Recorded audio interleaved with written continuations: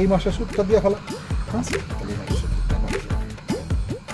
বাহ আব্বা, এত সুন্দর ব্যবসা করেন আপনি। দেখছো টুম্পা, তোমার আব্বাই কি সুন্দর সুদের ব্যবসা করে। তা আব্বা জান, এত বড় একটা ব্যবসা আপনি একলা সামলান কিভাবে বলেন তো? আপনার কোম্পানি কোথায়, অফিস কোথায়, কর্মচারী কয়জন? চুপ করো তো তুমি। সি সি সি সি আব্বা, আপনি সুদের ব্যবসা করেন?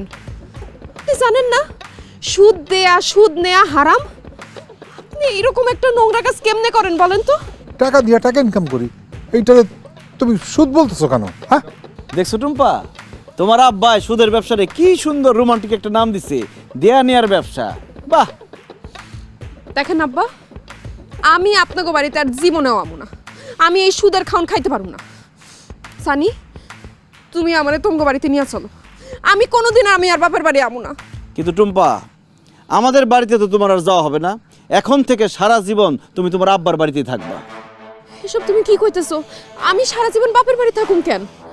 কারণ আমি একটা সুদখোরের মেয়ের সাথে সংসার করুম না, একটা সুদখোরের সাথে আমি কোনো সম্পর্ক রাখুম না। একটা সুদখোর আমার শ্বশুর, এটা আমি মাইনা নিতে পারুম না। তাই আমি গেলাম, তুমি তোমার সুদখোর আব্বার সাথেই থাকো।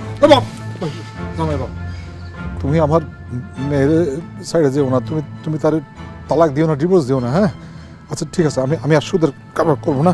এই যে দেখো, আজকে আমি এই যে টাকাটা ফেরত দিতেছি। এই যে যা, লাগবে না, যা। আপনার কোনো কথা আমি বিশ্বাস করি না।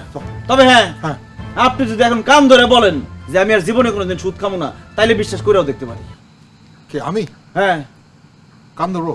কানে ধরবেন না? ঠিক আছে, আমি যাইতাছি। টুম্পা, তুমি ডিভোর্স লেটার পাওয়া যাইবা। থাক।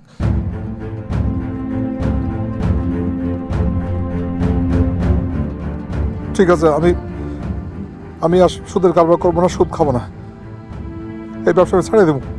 ঠিক আছে, কথাটা মনে রাখেন।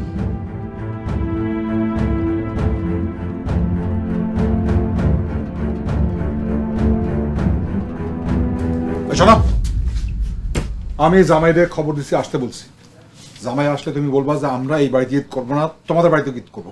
ঠিক আছে? তাহলে জামাই আর মেয়ে এখান থেকে চলে যাবে, বুঝতে পেরেছো? বলবা। আমি জামাইরে মিথ্যা বলতে পারবো না। আমি খুব ভালো করে জানি আপনি ওদের তাড়ানোর জন্য এই কথা বলতেছেন। ওরে তাড়ানোর জন্য বলতেছিল, আমি সহ্য করতে পারি না। ও আসার পর থেকে যা যা খরচ করেছিস আমাকে দিয়ে, ও ঈদ পর্যন্ত থাকলে আমি ফতুর হয়ে যাবো। ও চারিদিকে আমার ইনকাম ধান্দা সব বন্ধ করে দিতেছে, আমার লাল গরুটা পর্যন্ত বিক্রি করে দিচ্ছে। ও এখানে ঈদ করতে পারবে না, আমরা অন্য কোথাও ঈদ করবো। ও এই বাড়ি থেকে যাবে, এই বাড়ি থেকে যাবে। আমার মেয়ে আর জামাই এই বাড়িতে ঈদ করতে আসছে, ঈদের আগে কোথাও যাবে না। তোর নিজের জামাই থেকে মায়া জামাই আপন হইলো? হ্যাঁ, তুই বলবি হইলে তোর আমি আপনি এটা কি করতেছেন? আমার গায়ে হাত তুলতেছেন। দোলা ভাই, আব্বা চায় না যে আপনি আমাকে লগে এই বাড়িতে ঈদ করেন। আব্বা আমারে কইছে আপনার আর আফুরে যেন কয় আমরা এবার মামা বাড়িতে ঈদ করব।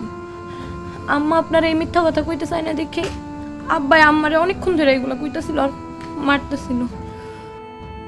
আব্বা, আমার জামাই আপনার মেয়ের জামাই, আপনি তারে বাড়ি থেকে বাইর করে দেওয়ার জন্য আমারে দিয়ে জোর করে মিথ্যা কথা কইতেছিলেন। কারণ তোর জামাইরে আমি সহ্য করতে পারি না। সে এই বাড়িতে থাকুক, আমি চাই না। সে আমার মায়ের পালাই নিয়ে বিয়ে করছে, ওকে তো আমি জামাই হিসেবে স্বীকার করি না। তোর জামাইকে বাড়ি থেকে চলে যেতে বল, নাহলে কিন্তু খুব খারাপ হয়ে যাবে। যত খারাপ কিছু হোক, টুম্পা তুই তোর জামাইকে নিয়ে কোথাও যাবি না, এইখানেই থাকবি। কি করলি তুই? যাবে না?